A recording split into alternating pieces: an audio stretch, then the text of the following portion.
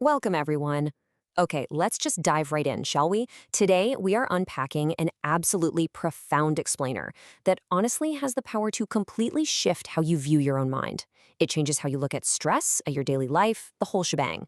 And we're going to start off moving fast right out of the gate today, kind of mirroring exactly how a racing mind feels on a super busy Monday morning. I mean, we've all been there, right? Thoughts zooming by, to-do lists piling up, just that constant, relentless internal chatter. But what if the way we actually deal with all of that chatter is just fundamentally flawed? Let's figure this out. Section 1, the source of suffering. So to start off, we really need to challenge a deeply held assumption about the human experience. I want you to ask yourself, why do we suffer? Seriously, if you go out and ask 100 people this exact question, almost all of them will immediately blame external stuff. They'll point to their daily problems, they'll complain about difficult people in their lives, or they'll just lean on that exhausting belief that life is inherently unfair. And look, honestly, that's a completely natural reaction. It really does feel like the world is constantly pressing in on us. But hold on a second. What if we've got it completely backwards? What if our suffering doesn't actually come from the traffic jam, or the demanding boss, or that endlessly delayed flight?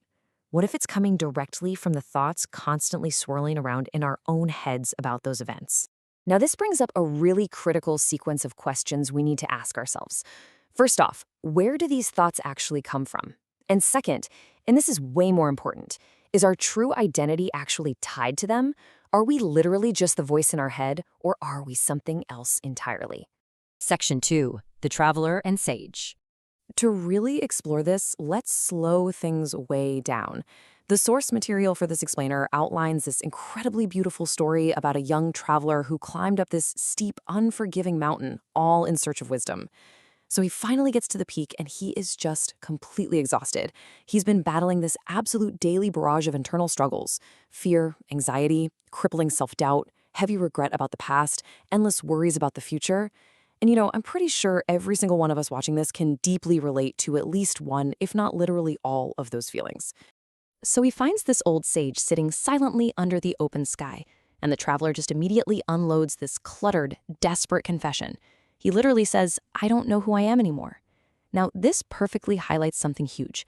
It shows how deeply identifying with our fluctuating thoughts actively destroys our sense of self. When our thoughts are violently bouncing from happy to broken, and we actually believe we are those thoughts, well, our identity completely shatters. But the sage doesn't respond with some complex psychological framework. He doesn't give a huge lecture. Instead, he simply points up into the vast blue expanse and asks the traveler to observe the sky and all the clouds moving through it. He just asks, "What do you see?" So the traveler watches, and he sees a massive variety of clouds passing by. Some of them are bright, white, and super fast. Others are really dark, heavy, and ominous. Some just zoom right across the horizon, while others kind of linger there, almost oppressively. And he just watches until the entire shape of the sky looks completely different than it did just a few minutes ago. Then the sage hits me with this incredibly punchy perspective-shifting question. He asks, "Did the sky change?" The traveler thinks about it for a second and correctly answers, "No. Only the clouds changed. The sky itself stayed exactly as it was." Section 3, sky versus clouds. Okay, so this philosophical story, it's actually a completely brilliant metaphor for our own psychology. The sage reveals the core lesson here. Our thoughts, whether they bring us immense confidence or absolutely paralyzing fear, whether they last for a couple of fleeting seconds or linger for days on end, they are exactly like those temporary clouds. And your mind, your true enduring awareness, that is the permanent sky that those clouds are simply passing through. And this leads us straight into what's called the cloud mistake. People suffer because they make the massive error of identifying as the passing dark cloud, instead of recognizing they are the permanent sky that's just witnessing it. Just think about the language we use every day. We say, "I am anxious," or "I am a failure." We are literally fusing our identity with a temporary weather pattern in our mind. We become the cloud. But if you just observe the actual sky, the traveler realizes something really profound. The sky never fights the clouds. It doesn't desperately cling to the fluffy, beautiful white ones, and it doesn't aggressively push away the dark, stormy ones. It just lets them exist. It allows them to come and go, and because of that total non-resistance, the sky remains perfectly vast, completely peaceful, and completely untouched. And this brilliantly illustrates the sage's ultimate lesson. Suffering comes from identifying with, believing, and frantically chasing our thoughts. But liberation, actual liberation, comes from realizing you are simply the awareness behind them. You are just the space where the thoughts happen. Think about your own life timeline for a second here. Remember last year's massive fears? At the time, they felt totally permanent, didn't they? But they disappeared. What about yesterday's consuming worries? Yep, they've already passed too. But through every single one of those mental storms, the exact same silent witnessing presence, your awareness, has remained. The sky is still there. Section 4, Becoming the Sky. Now, understanding a metaphor is great, obviously, but practically applying it, that's where your life actually changes. Speaking from the perspective of a mental performance coach, the source material notes this really fascinating pattern. People constantly burn all their energy trying to change, block, or forcefully rewire every single negative thought they ever have. But actual sustainable mental mastery doesn't come from fighting the clouds. No, it comes from stopping the fight altogether. To actually apply this in your daily life, you've got to train yourself to become the observer. And you do this through 3 simple steps.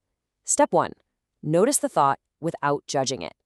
Step 2, acknowledge it's there. Just say to yourself, okay, there's a cloud of anxiety passing by. And step 3, let it pass. Do not invite it in for tea. Just remember, you are the vast space in which that thought appears. You are definitely not the thought itself. As you practice this, you're going to realize a deeply comforting truth. Even as success and failure come and go, even as your emotions violently rise and crash back down, your deepest nature remains completely unchanged. It is always whole, always complete, always present, and always perfect. I absolutely love this thought. Just like the physical atmosphere during a violent, raging hurricane, your core awareness is never actually damaged by the storms of your mind. The clouds might be incredibly dark, the thunder might be overwhelmingly loud, but the second the storm breaks, the blue sky is still right there, totally unharmed. So, as we wrap up this explainer, I really want to leave you with the exact same provocative question the sage posed to the traveler. If your thoughts are constantly changing and you are entirely capable of observing those thoughts changing, then who is the one doing the observing? The observer is you, the true you.